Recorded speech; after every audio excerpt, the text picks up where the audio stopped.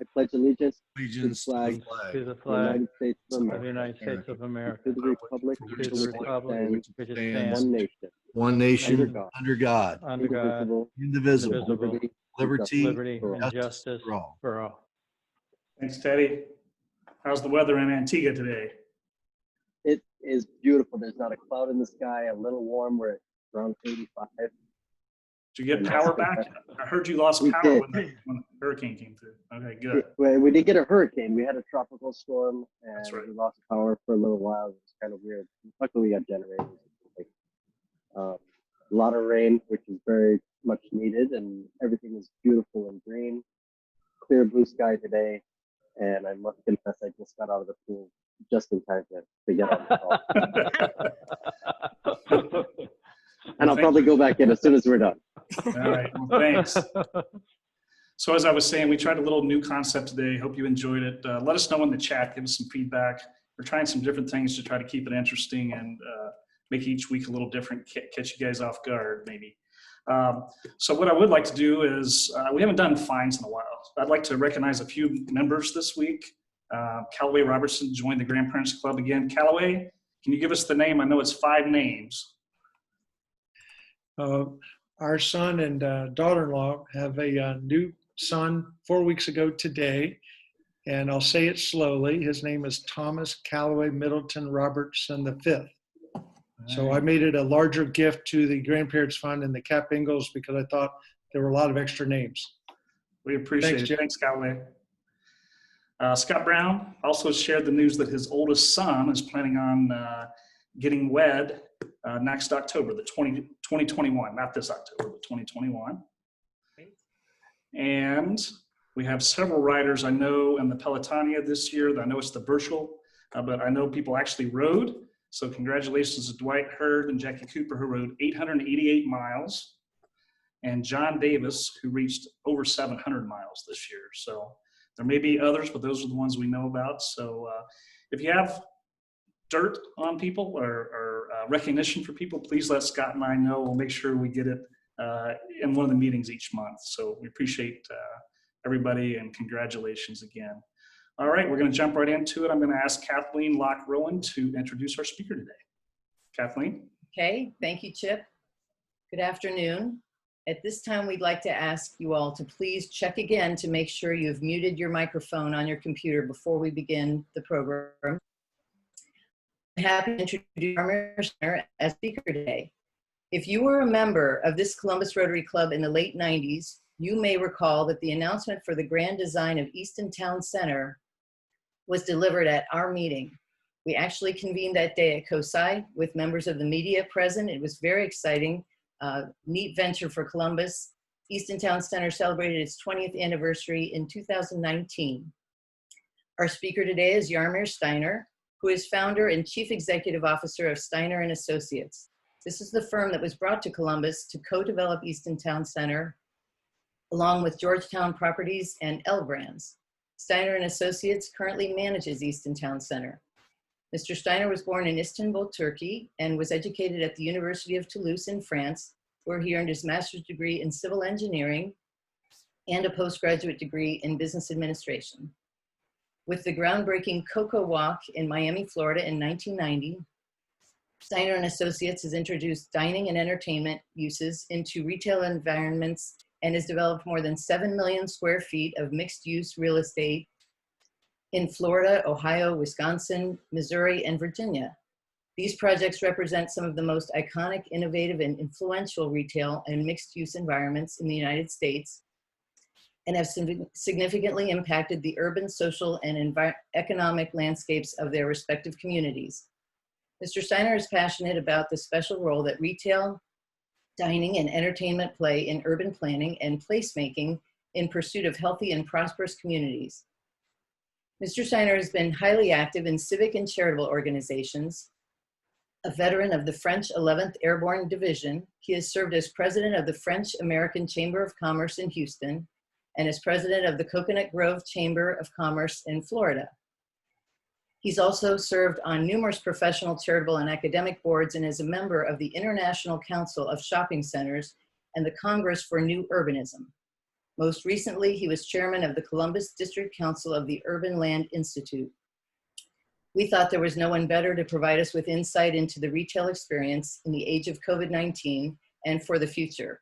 With everything changing so quickly, we'll hear today how retail can remain adaptive, responsive, and innovative. It is a pleasure to welcome Yaromir Steiner as our speaker today at Columbus Rotary. Thank you. Thank you for the introduction. That's a long introduction. And thank you for having me. And I would like to, I wish I could be in Antigua. I don't know how that works. But one thing I would like to warn you about, I'm doing this from home, like many of us. And the COVID protocols will apply in the sense that I have a dog under the table, another one in the living room, and they particularly like barking at the Federal Express and Amazon deliveries. So if those things happen, I'm not going to make any excuses. If I was younger, I would have also talked about my children who will come and ask me to go to the potty or other things, but I don't have any children at this point. It's only the dogs. So I'm mentioning this because with all the video conferences we make now, we get to know all the dogs and children of all our team members. And those interruptions obviously happen time to time. So if that happens, I will try to mute my microphone as quick as I can, try to lock them out of my office.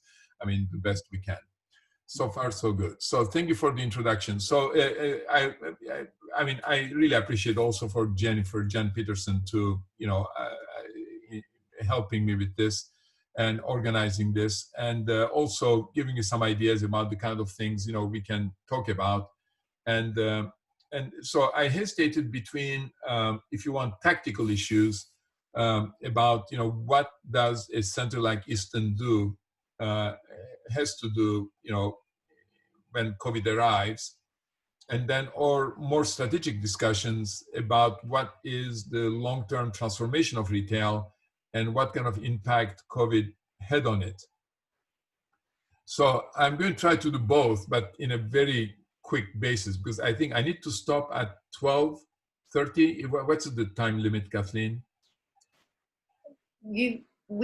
Scott, what do you think? Should we, what would be best? We want some time for Q&A though, Yaromir. So Scott or Chip, 12:45 or? 12:30, 12:35 is good. Okay. Well, that's a big variation because we have basically 18 minutes plus 15. So you tell me I can speak 18 minutes or 33 minutes. Okay, but here's what I'm going to try to do. Given the range you are giving me, I will try to do both. First, I would like to give you a few things about what happened at Easton. When COVID was announced early March and the closures were requested, this is like shutting a city. Easton is not the typical shopping mall where I can simply close the doors and then there's not much else to do. And so that required a massive amount of work, working with our retailers, working with everybody else. And so what we have learned from this experience is that number one, the leases on which we base our industry and our business are worthless. There are maybe some attorneys around the table, but in shopping center like ours, and there are thousands of them around the country, with tens to hundreds of leases each. So we are talking about 100,000 plus transactions. We're all governed by legal documents that we drafted by both sides, signed by both sides, were violated without blinking an eye. Basically a tenant, 80% of the tenants said, sorry, I'm shut by the government, so I'm not paying rent. And it was as simple as that. So this is a major event if you think about it. We are a country of laws, right? A country, where those documents are the foundation of everything we do. And suddenly, they were basically negated. So we are in the process at Easton negotiating 80% of our leases, new amendments. Attorneys will understand. We need to amend the leases to reflect the reality of what happened and how we are going to deal with it. But this has kind of confirmed, in a way, that a landlord and a tenant are really one. A tenant cannot be subjected to incredible, market forces without somehow the landlord suffering. and that's nothing to do with the creditworthiness of the tenant. It's more like what's happening in the state in which it operates, for example, in the city with the rules that they have. So that has been very different. And so you understand also that many of you businessmen here, I mean, most of you, that when you don't collect rents and 80% of your tenants default, unfortunately, your property taxes, your loan obligations to your lenders, as well as the operating costs, I mean, even a skeleton operating cost of a project don't stop. So the landlord finds itself in a very difficult position with significant reduction in income, and say maybe 80% reduction of income. Well, the expenses go down only by maybe 20%.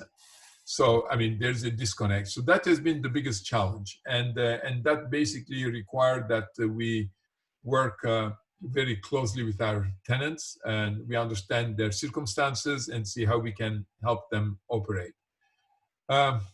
During that time, the businesses wanted to continue to operate because not everybody had to stop, were the essential businesses. We have grocery stores, we have Costco, we have Whole Foods, we have Trader Joe's. So those businesses needed to continue to operate, as well as many of our restaurants wanted to continue deliver food, deliver or pick up and delivery kind of concepts. So we still had to operate partially the project to accommodate those people. So we could not really shut the business. We need to operate, provide security, and work with them. And under Jen Peterson's leadership, we also used what we had as the resources for the community. And working with our restaurants, we delivered 4,000 meals to the first responders. So we delivered, 100 meals for the day shift and 100 meals for the night shift at OSU hospitals, at Mount Carmel. I mean, basically working with local hospitals, and would bring prepackaged meals, much better than what they could get in their cafeteria, because they were prepared by Cheesecake Factory, by J.D. Alexander, North Star Cafe, and so forth, packaged meals to them. And so our security people would deliver them to their places. So we tried to be responsive. And during the closure,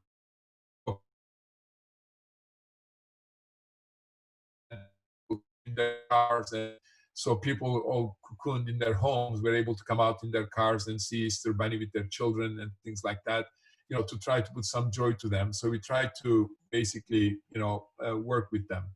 And as we then the reopening came, then it was in May. And by the way, the May 12th reopening allowed by the governor was very early for us. Our initial plans expecting opening earliest July 1st, and the latest target date was September 1. So when we could open in May and June, we were very surprised, but obviously we cannot stop from opening because our retailers want to operate. So we opened, and there was the whole situation. The big challenges we had is, again, coordinating. I mean, it's like we're the mayor of a small town. So what do we do? As some of you may know, when we opened, we required masks in all of Easton. So that would be requiring masks on the short north, for example, in Columbus, on the streets. And at the beginning, we were able to enforce it. Unfortunately, the governor did not support, they did a 180 degrees on the need to wear masks in enclosed spaces initially. So our retailers' employees were required to wear masks, but the visitors into the store were not required to wear masks.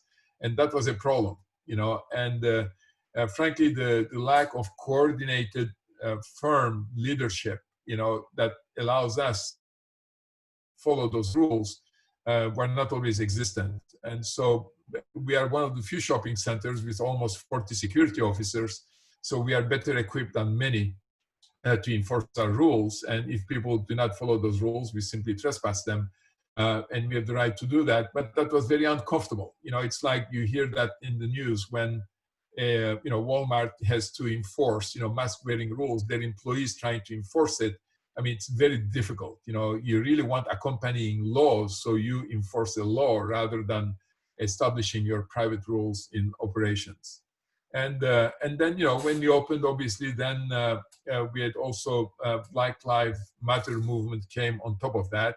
And so we had to also, deal with this and understand what is the role of a shopping center in situations like this? That means that do we have a position of our own? I mean, the convictions of the ownership be translated through the project, and the ownership is very diverse, so there's not a single opinion, or simply do we become an echo, of the community's perceptions, and that's the final angle we picked, and we tried to, through multiple events, in the project, our drive-in theaters playing, appropriate movies. I mean, you may have seen the art installations we did, sensitive to inclusion and diversity, and so forth. We tried to be echo of our community's concerns, and also line up our charitable resources to try to support similar causes. So, I mean, that has been kind of our adventure through this, and obviously, what are the things we have noticed that, I mean, since this is about the retail in a COVID, environment, is that, for example, the pickup and deliveries became a significant part of the restaurant's business, and when everything was closed, so we need to organize, about a dozen pickup locations around the project for people to be able to pick up food, from the restaurants.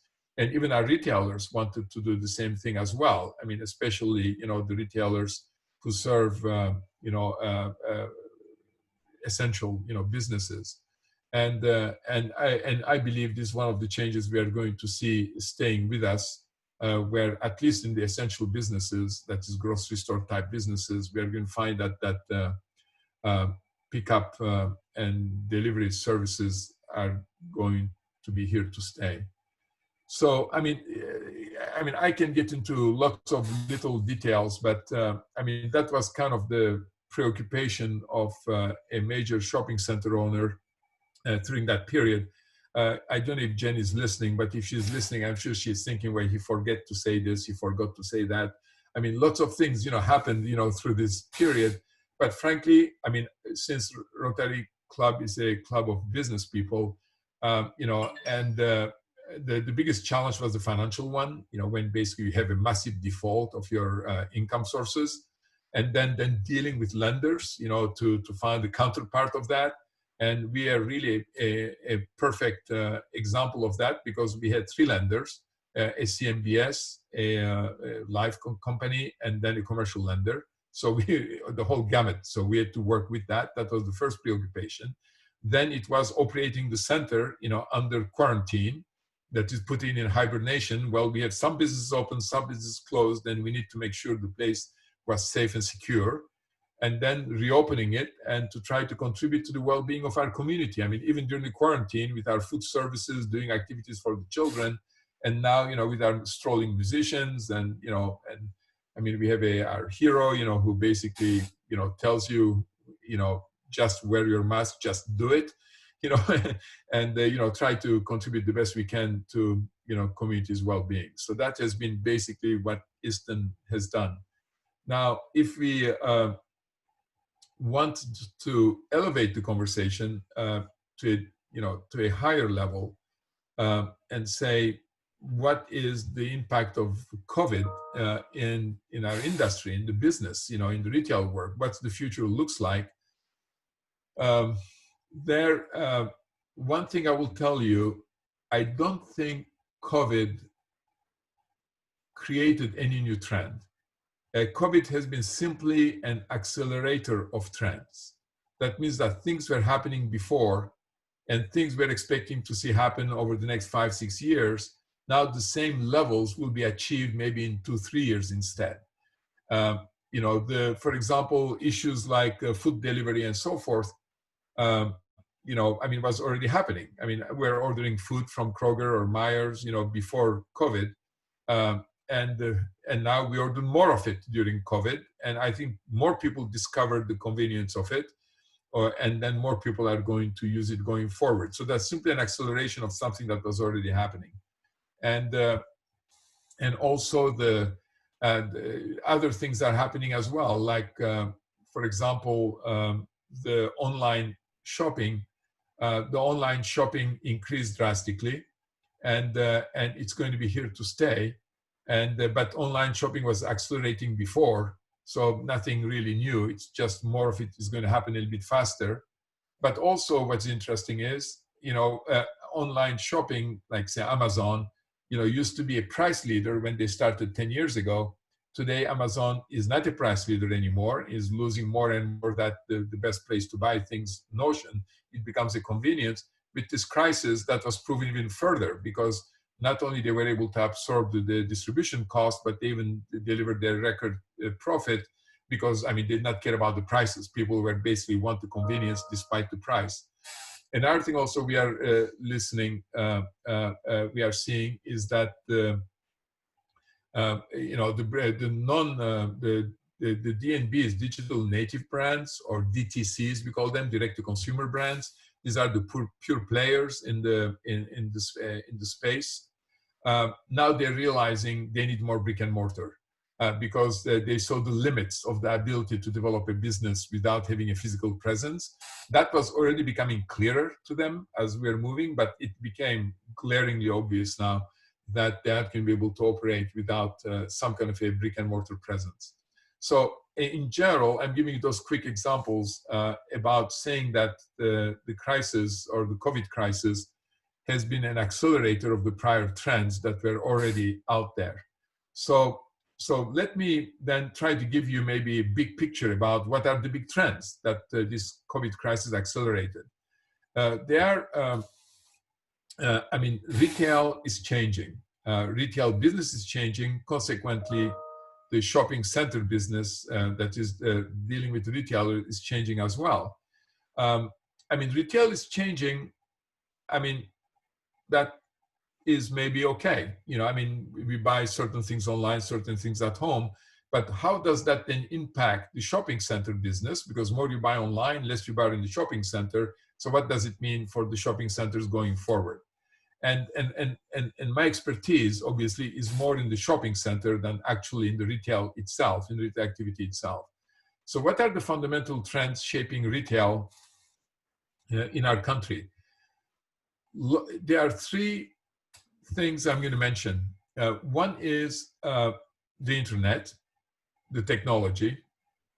The second thing is income distribution. And the third thing is societal generational changes. If you read the press, everyday press, people will think that what is hitting the shopping center is the online business. That is what is really transforming everything, which is absolutely false. This is maybe less than a third of the problem the retail industry is facing for the change. The 2/3 of the cause of those change, if it was only the internet, retail would continue exactly the way it's continuing right now. It would not make any difference. The problem we are having has to do with income distribution, redistribution in America, and also it has to do with the generational changes, basically societal changes that the new generations are looking for. So let me start with the societal, the changes, the new generations. There are two things which are important that we believe is very important in acknowledging. One is environmental or sustainability sensitivities. That is, the new generation, and the society as a whole is very concerned about the environmental impact of any activity, including that of retail. So today, the brands that are the brands of the future, even brands like H&M, for example, made a commitment to move to sustainable cotton. Sustainable cotton is paying, decent wages in Pakistan and other places, but then also a sustainable way of, for example, using water, because cotton is a water-thirsty plant.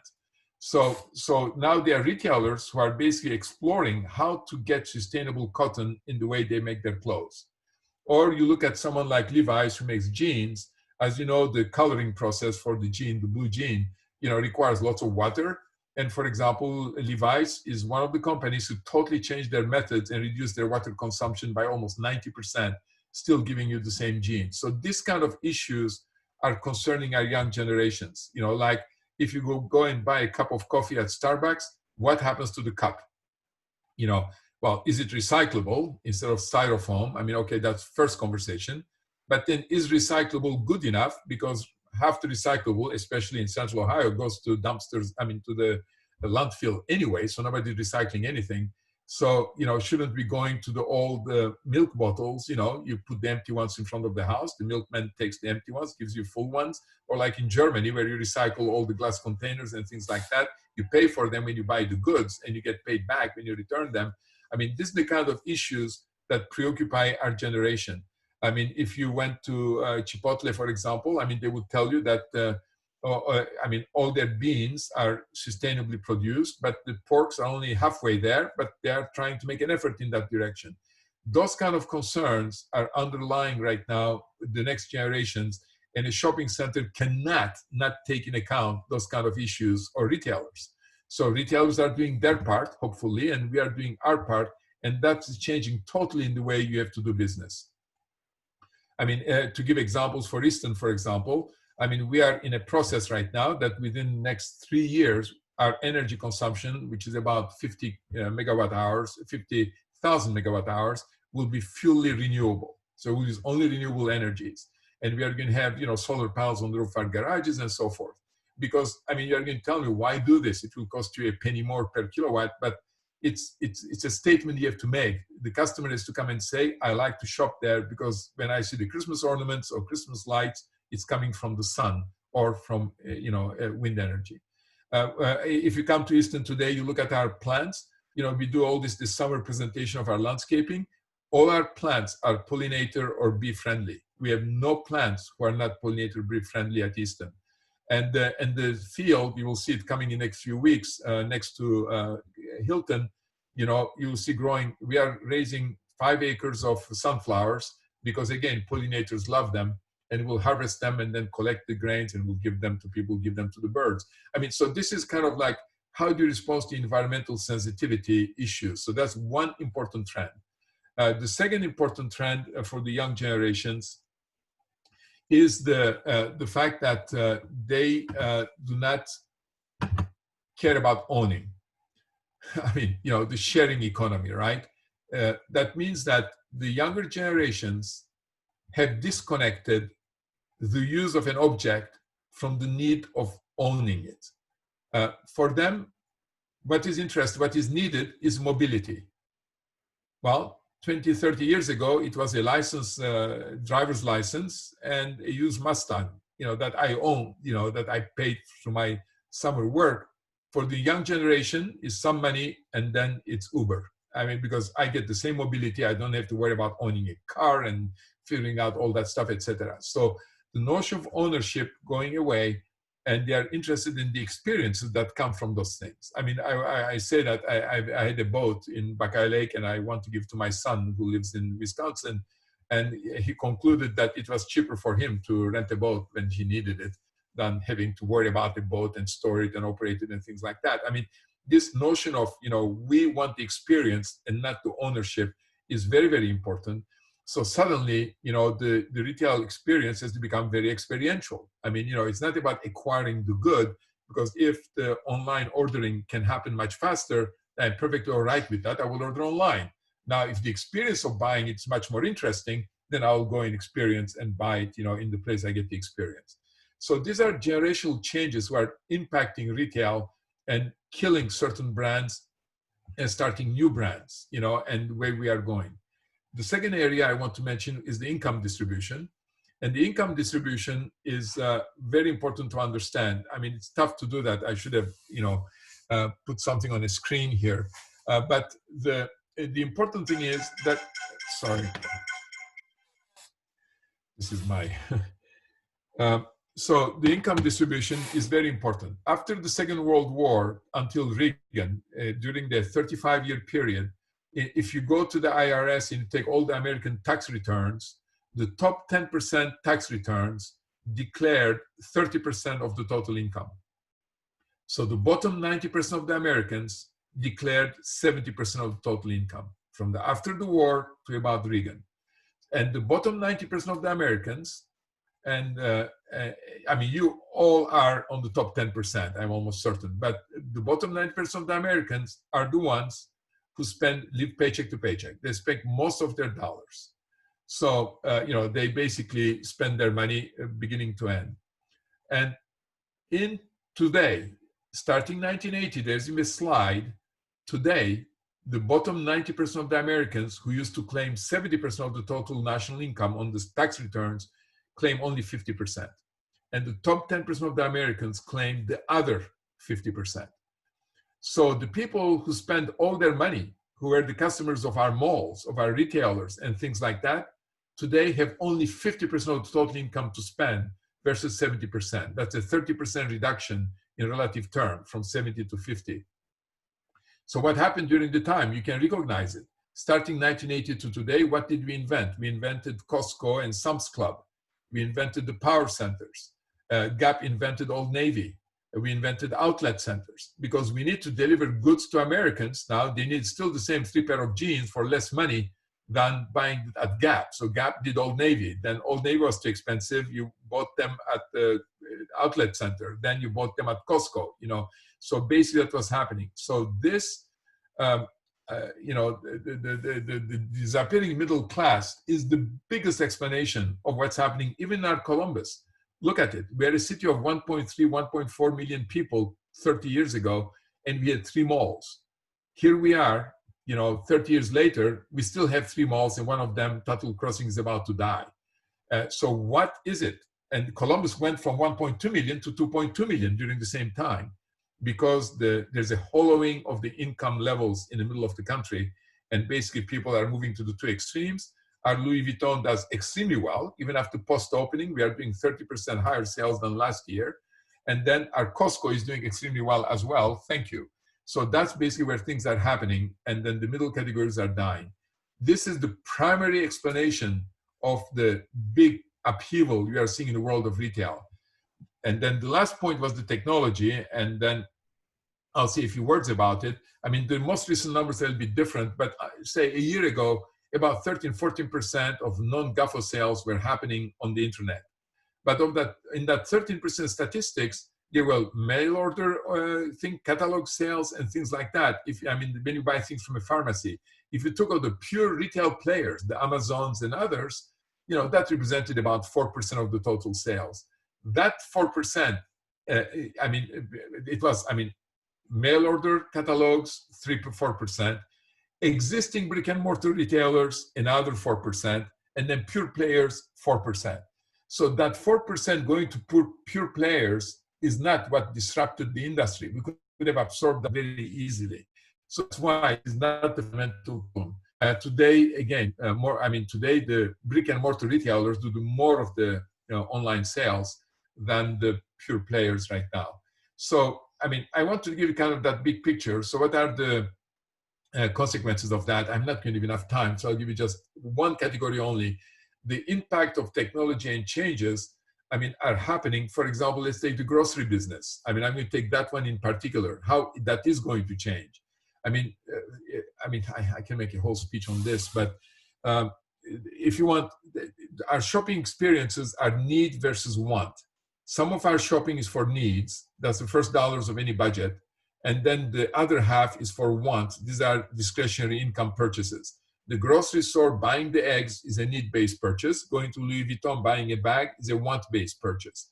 In the groceries category, the technology is going to be a huge impact because even in the grocery, there's need and want, right? When you go into Kroger, turn to the right, the vegetables, the meats, the fish, and all that stuff is want.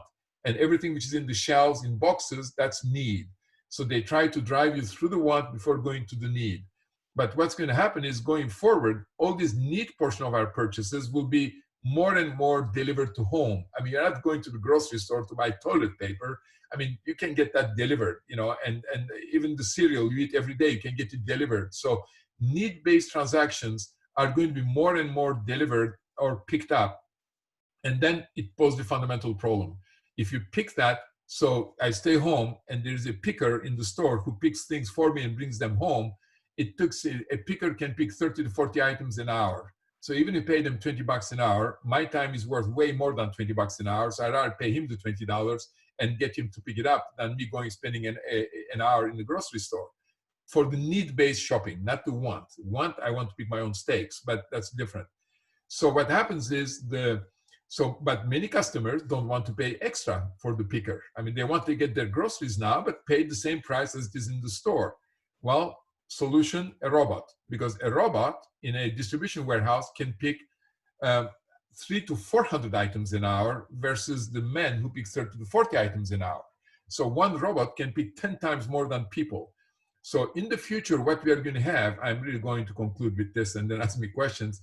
When you go to the grocery store, you are going to go to a screen, and on the screen, you will pick your order of the need-based stuff.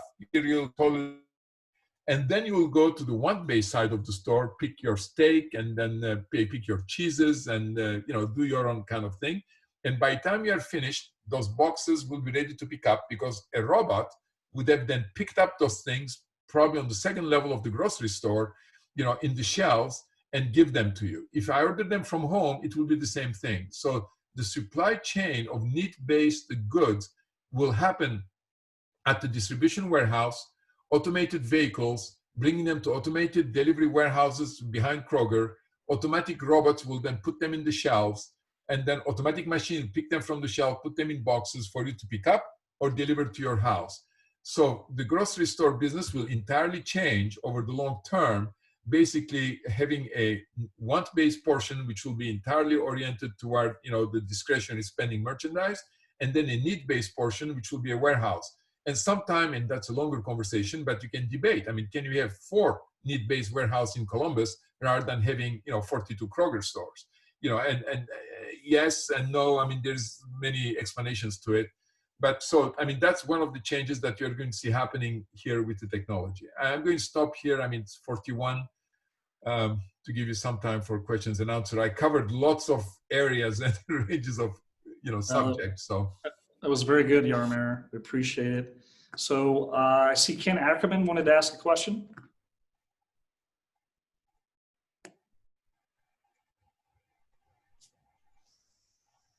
Well, you have to unmute first, right?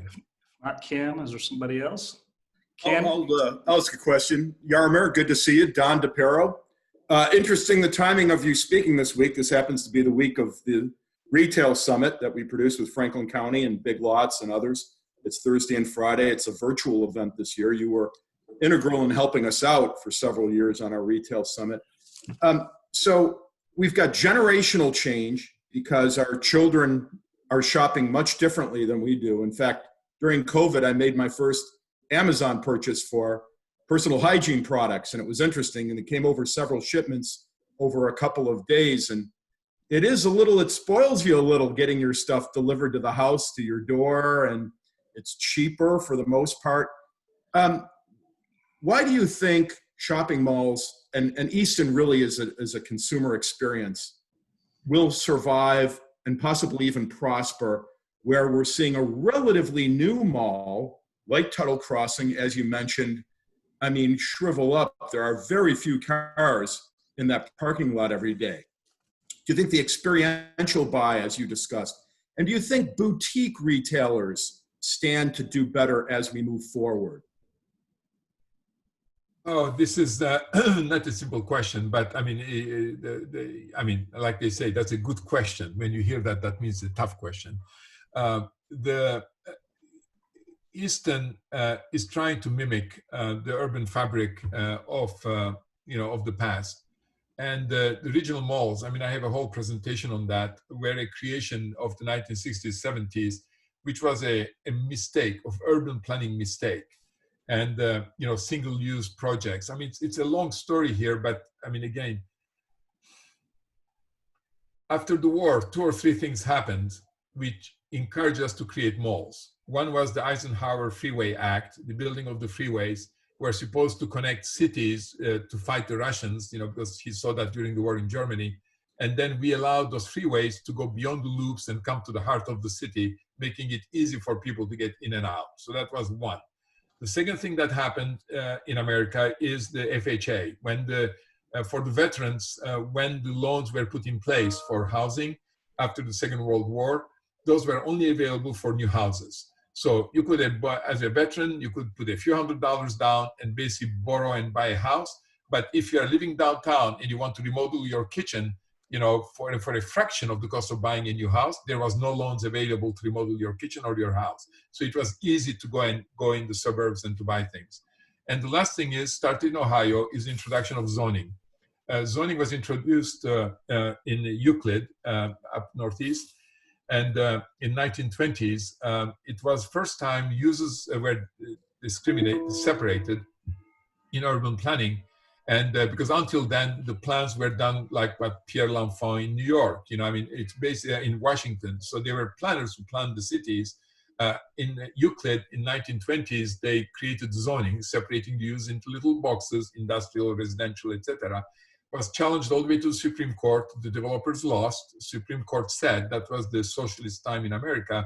And basically they said, the common good prevails above property rights and, zoning is good. What happened is then we had the economic recession in the 1920s, then we had the depression, and then we had the war.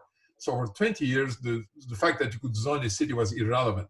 But after the war, when there's a pent-up demand for housing, people wanted homes and neighborhoods and hospitals and offices, zoning was an incredibly easy planning tool. Long Island, divide them into pieces, give that to a residential developer and so forth. And then we created those very separated uses. So after the war in America, no more downtowns were created. In fact, the ones we had started dying. And because no mixed use was allowed.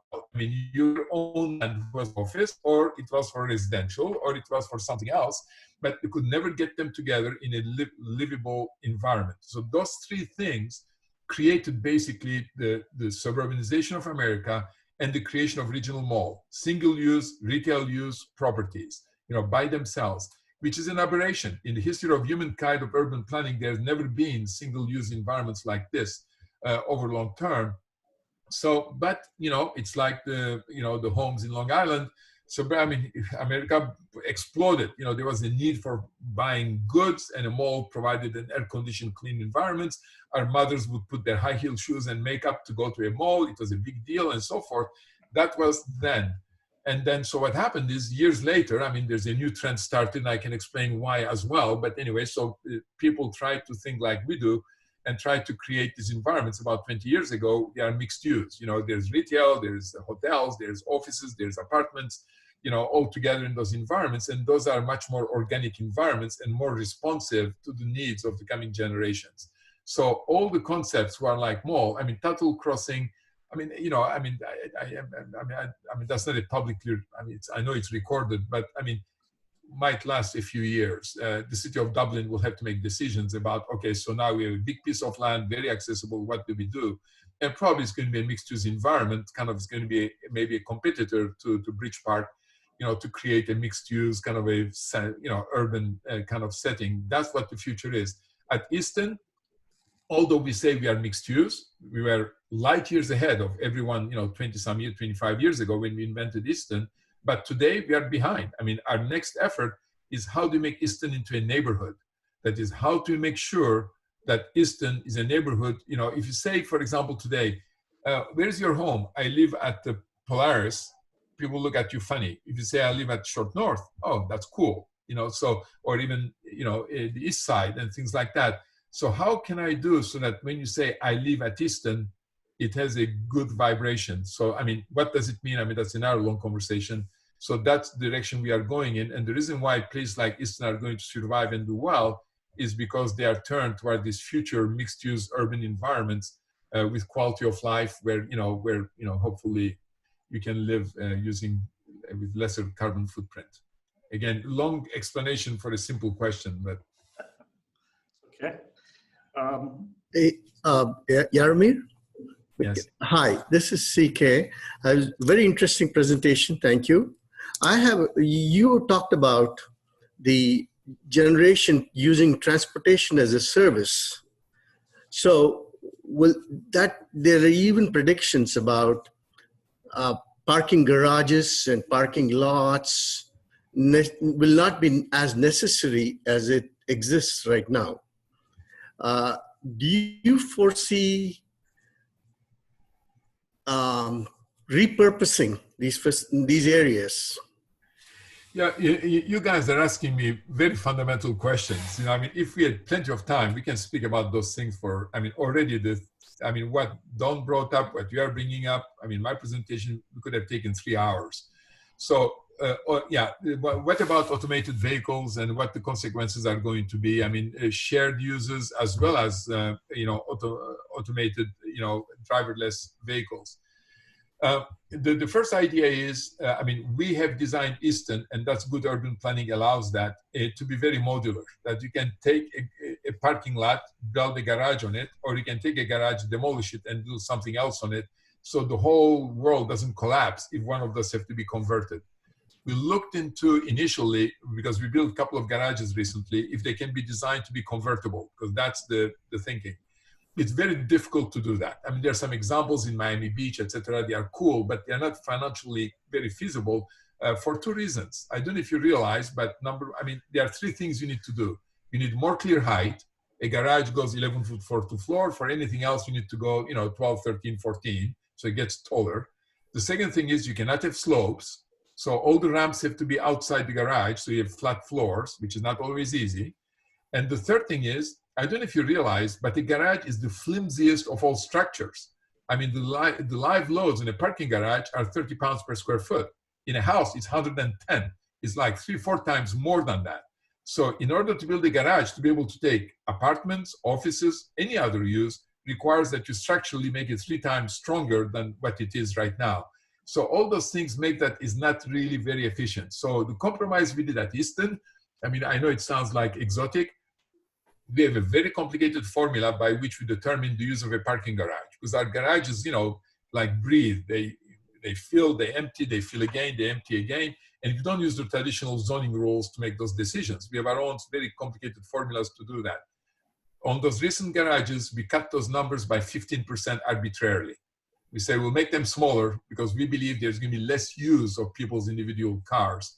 I mean, so that was our reaction. I'm giving a very narrow answer to it. I mean, to your question, there's obviously much bigger issues. What happens with autonomous vehicles?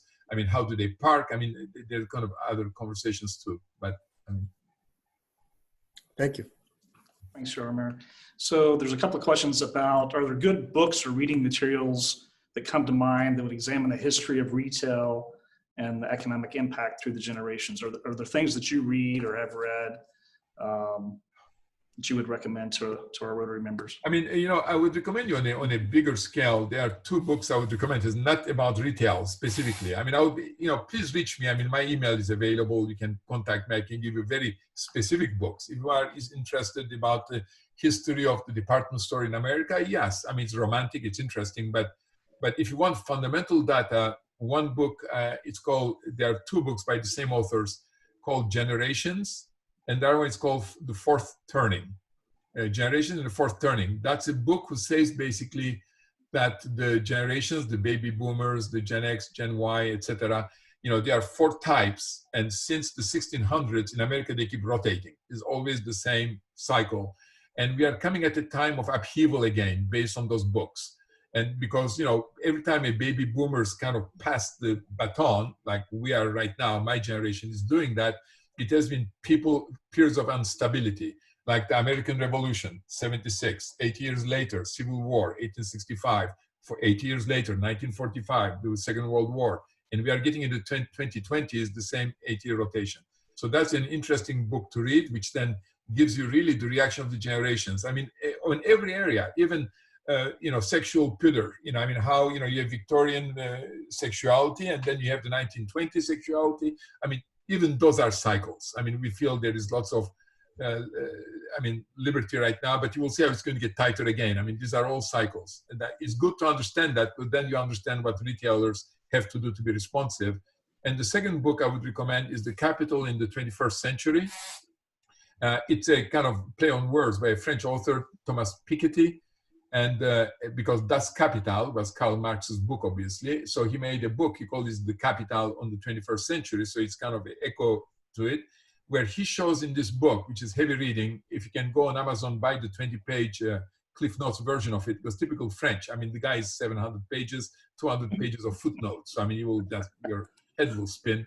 But the point is that when the income inequality reaches certain thresholds, there's always explosive events, like the French Revolution, I mean, the Second World War, what happened in Russia, what happened in Germany, during the Weimar Republic, and so forth. So if you're interested, that are also an interesting reading, because it shows the income inequalities might have an impact on retail, but they will have even a bigger impact at the society level as well, in the coming years. So, I mean, in a way, I sound like a doomsday prophet, because the two books I'm recommending you, both are intersecting in the 2020s for time of upheaval, and maybe Black Lives Matter and the pandemic is the upheaval we needed to kind of reinvent the world. I don't know, but these are interesting readings for me. Very good. Ken Ackerman, you want to try again? Yes, please. Mr. Steiner, are you seeing the conversion of idle retail space into fulfillment centers? I know that I've read this is happening. Do you see it? That's a good comment. Yes, there have been articles in the press, I mean, even close to us in Polaris, where the owner indicated that there would be some conversion of the back of the buildings into basically fulfillment centers, acting like a distribution warehouse. There's two conversations here. The first conversation is, will the distribution become more fragmented? That instead of this giant Amazon warehouse, have multiple warehouses serving people. The answer to that, I believe, is yes. And a great example of that is Target. Target today, 70% of their fulfillment happens from their stores. So when you order at target.com, only 30% come from central warehouses, 70% comes from their stores. They believe that proximity to the customer, that's a good method. And there are many retailers trying to emulate them to get to that thing. So if you take that idea, which is the same idea as the grocery store I was talking to you about, right? Should we have a giant,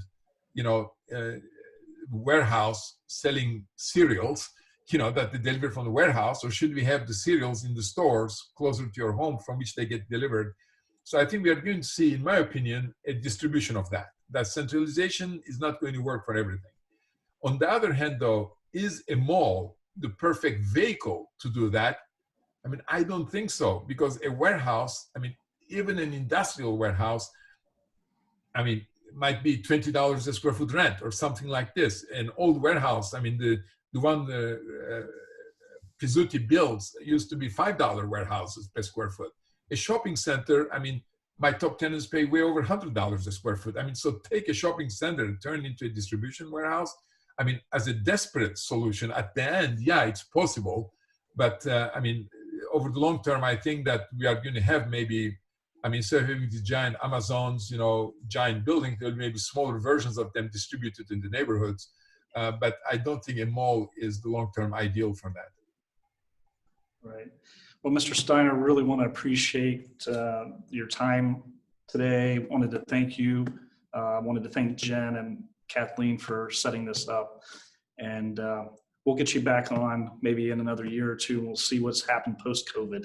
Okay. So thanks again. All right, to continue on with business, I want to thanks to Manana, Fribley, and Scott Whitlock trying out the revitalizing the Third Thursday breakfast to a coffee chat outside a park in Upper Arlington this last Friday. And I know Manana has plans to continue to do that and expand that opportunity. So look forward to that in the newsletter coming up. Scott, you want to talk to us about the community garden opportunities? Yeah, I'm following President Chip's theme. I dare you to join me. You're on mute, Scott. I am on mute.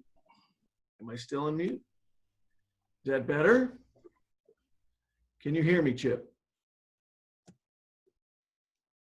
Can you hear me? Someone? If someone can hear me, Yes. do this with your head. Yes. All right. Following President Chip's I can hear you. good. Following President Chip's challenge this year, I dare you to join me. We have a great volunteer opportunity at the Mid-Ohio Food Bank Community Garden this Friday. The community garden is located in Grove City, and we'll be there from 9 to 11. I need 4 volunteers to join me as we work in the greenhouse. We will be socially distanced. We will wear our masks and so on. We'll be weeding, harvesting, or really whatever the Mid-Ohio Food Bank needs us to do. Get your name to me as soon as possible, as there are, again, only 4 spots